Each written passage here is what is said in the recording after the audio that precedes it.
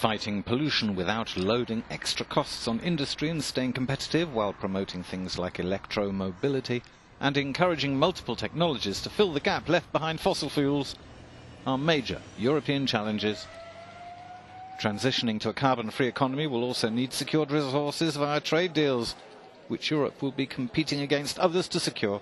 In our car fleet, they turn over 5 to 10 years is probably the length that we're typically seeing cars used. In heavy goods vehicles, buses, we see them lasting longer.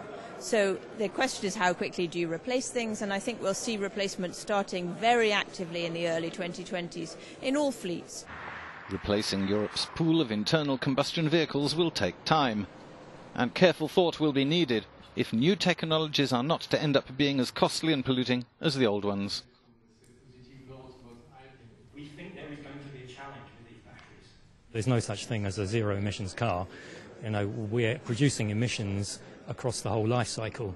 So in materials extraction and manufacturing, then assembly and then in use. And we've got to be careful that we don't transfer emissions from one of those parts to another and end up really making no difference. Decades of work will be needed to replace all private and public forms of transport.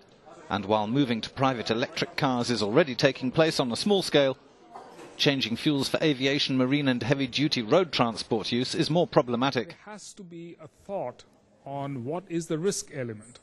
We all understand that we want to do good for the planet. That's the overarching risk element. The resources, the pollution, the environment and so on, those are the overarching ones. But can we run away from risk? We should flip it around and say that if the resources were abundant, energy cost, if it is zero, how will our behavior change? Will we do something different?